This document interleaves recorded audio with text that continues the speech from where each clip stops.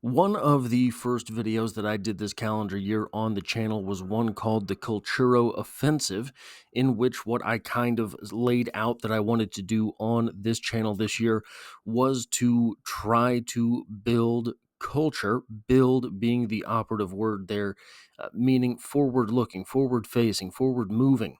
And part of that, in my opinion, is getting back to one of the very first videos I did on this channel, which was a goal setting video. I think that goal setting is very important. I think that goal setting is a way to build your own personal culture. You decide the type of culture that you want to exist inside of and create it in that way.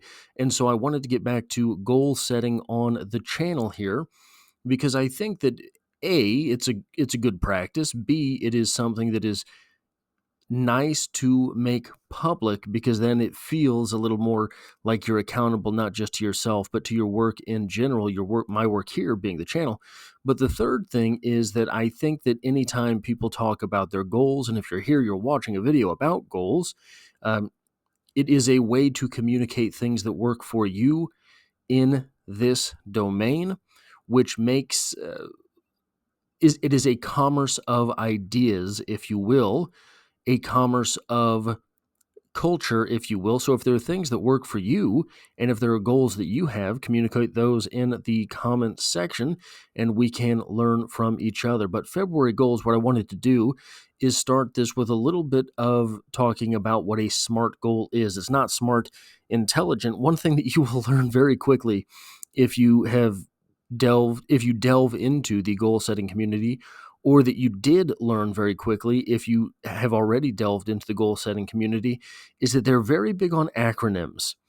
And smart goals are actually a very useful trick for goal setting. SMART means specific, measurable, achievable, realistic, or relevant, and time based. Why are these things so good? Specific is probably the best measuring stick for your goals.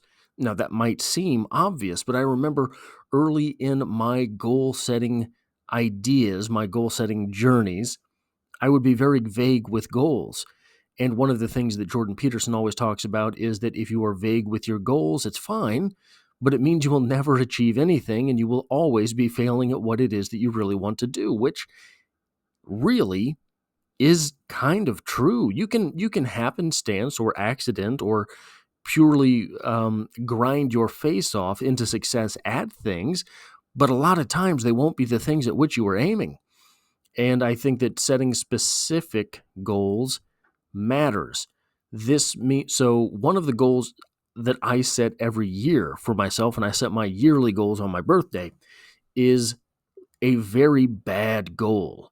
And what it is to revolutionize literature. Now, for me, that is a good goal because it is inspirational. But it's not really a good goal because what does that mean? If you set the goal, for example, be successful, that doesn't mean anything. If you set the goal, for example, get rich, it doesn't mean anything. What is rich? Rich would be, for example, if you're talking about monetarily, a dollar amount. Become a millionaire, have $100,000 in the bank, whatever that goal is, that is a specific thing. Measurable is oftentimes along the same routes, but it is important to be measurable because to say, I want to write short stories, that's specific. I don't want to write novels. I don't want to write songs. I don't want to write poems. I don't want to write blog entries. I want to write short stories. You're still never going to get anywhere. If you do, you'll have no idea where you got because you didn't set a number goal. If you say, I want to write 4 short stories this month, well, that becomes measurable because it is a number, but also it becomes measurable because you can break it down by the week. I want to write a short story per week. Achievable and relevant/realistic are kind of intertwined, but these are also things that I used to absolutely be stupid with because to be achievable means that you will constantly be working on your goal. If you set something that is almost not achievable or is unachievable, these things will defeat you in the same way. I used to set unrealistic goals number-wise once I started getting more specific with my goals, but had not yet stumbled upon something known as the SMART goal system. You set the goal, instead of to write 4 short stories a month, you set the goal to write 100 short stories a month. That comes out to being over 3 short stories per day. You're never going to get there. And halfway through the month, you've got 4 short stories. That's pretty good progress. But you look up at your goal as 100, you realize you have 15 days left, or in this month, fewer, 15 days left to hit 96 short stories. The odds are you just quit. Relevant is maybe the better R for this acronym, because it means that you have to set goals that are relevant to your mission. So I believe that there is a mission, there is a goal, and there's a tactic. The mission, for example, would be to get fit, which sounds like a goal, but it's not specific, right? So the mission would be to get fit. The goal would be to weigh 195 pounds, whatever the goal is, right? Then you have tactics. How do I do that? How do I get to that specific goal of 195 pounds? Well, it becomes a matter of diet and exercise, calories in, calories out. And then you have the tactics of, well, instead of going to McDonald's 3 times a week, I'm going to replace that. That's a tactic. Then you have time-based, very important. Setting a time-based goal means that you have a deadline, which is, for most people, motivational in and of itself, but also it means that you have a point at which you can say, okay, I failed that goal. Failing a goal is not the end of the world. It means I have to refine my process. So another thing that I do, this is where I keep track of my goals, my goal setting. I also color code things so for example, I'll flip back to, this is August. This is what my days look like. You have different colors for different goals met. This is goals. I record the goals that I meet, or the sort of the items on a goal list that I meet. But I do each one in a different color. That helps me because, for example, this is my fitness goal. At the end of the day, the miles that I walk, I write in this notebook. If there are days I don't have miles written down, I can look down and see there's none of this color. Or what can also happen is that certain goal types will dominate my time. So at the end of the month, it could be all I have is this color written down. These are my reading/education goals. If there's none of this color on the paper, that's a bad thing. And I can look at a glance and say, okay, well, Wednesdays, there's never any blue. There's never any reading or educational goals. Why is that? Are Wednesdays hard for a specific reason? Are Wednesdays hard because that is the end of my work week, and by that point, I'm toast. I sleep around 4 or maybe 5 hours a day during my work week, and that has a constant negative effect on my cognitive abilities, which translates into a negative effect on my ability to execute, etc.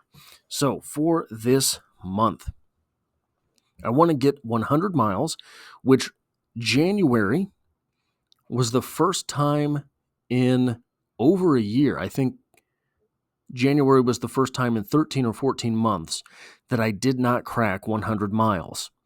A lot of snow in Kansas City. It's an excuse, though, right? I could have gotten out. I could have walked. I could have made up for it on days that I did not execute those goals, but I didn't. I fell behind, and I did not hit 100 miles, and I am paying the consequences.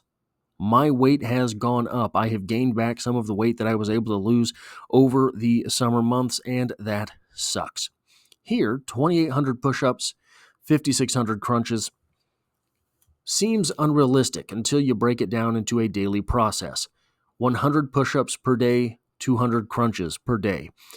Those things are doable, but I think the total is a better way to do this as opposed to writing down 100 push-ups per day, because what happens on day 2, February 2nd, when I completely blank on getting my push-ups and crunches done?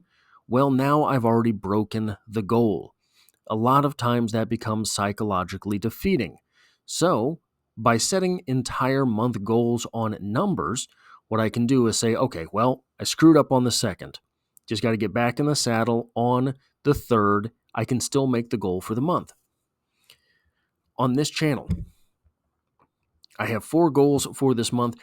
If you have been on this channel for a while, you know that I am drastically paring down what it was that I used to do. I used to set massive amounts of goals, and I learned that though each goal may have been attainable, all of them certainly were not. So by setting smaller amounts of goals per area of life, I am better able to really assess what I was and was not able to do, where it was that I failed, etc. 20 videos is doable. What's not doable is one of my larger goals for the month if 20 videos is all that occurs. But 20 videos on this channel, that is the goal for this channel. I want to get 5,000 views on this channel and 334 hours of watch time. I know that those are sort of pedantic goals, especially as a viewer, but I think that one of my goals for this channel this year that no one likes to hear about is I want to hit monetization. That is 1,000 subscribers and 4,000 hours of watch time in a 12-month period. And January hit right around the 200-hour mark. That is behind schedule. 334 hours per month is what you have to average to get to 4,000 hours in 12 calendar months. So hopefully I hit that this month. But the number 4 goal here should be relevant to viewership, to you watching this, and that is start one new series. I think that YouTube offers an incredible opportunity as creators to make series.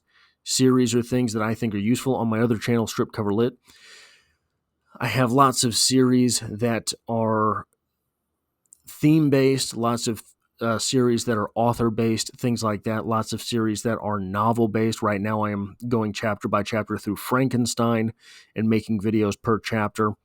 And those, I think, are a more useful way to do YouTube. Sometimes it murders you in the algorithm, but I don't care. This is what I want to do. This is the way that I want to make the culture in the way that I talked about at the beginning of this year.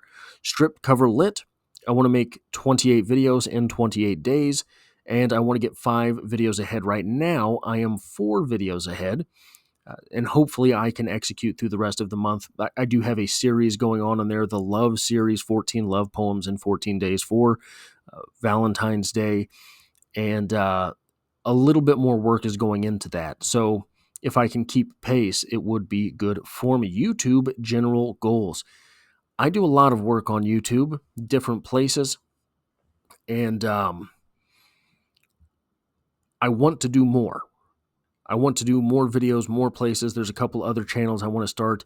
There's about 15 different channel ideas I have in my head, but I want to make and publish 100 videos this month. Now, 28 videos here, 20 videos here.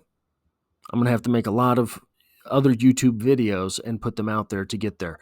I want to get better at skills, and I edit these videos on something called Clipchamps, a Microsoft software. And I want to get better at that. I want to watch a video per week on skills with Clipchamps in order to make my videos better. I'm very bad at the editing process. I'm very bad at the technological process, and that holds me back as a creator. I also want to invest 4 hours into alternative YouTube channels, not where I publish videos, but places where I am hoping to publish videos in the future in order to get those channels launched and off the ground.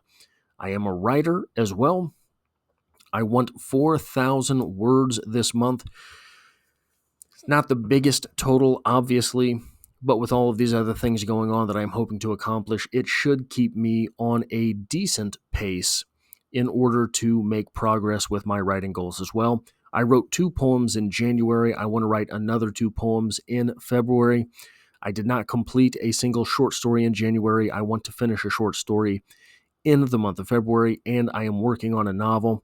I want to have the second chapter of that novel rough drafted by the end of this month. I want to get to the pace where I'm pumping out a chapter every 2 weeks on that. Yeah.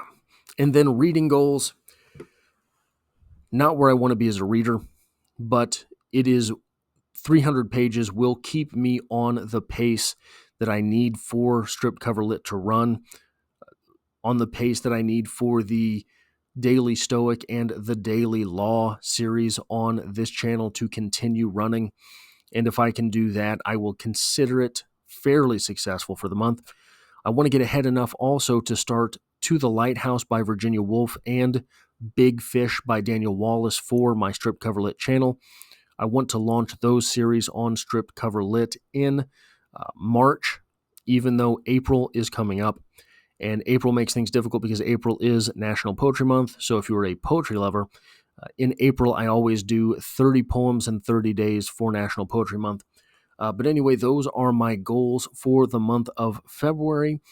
Let me know if you have any goals or critiques of these goals. And as always, I hope to have you back for the next one.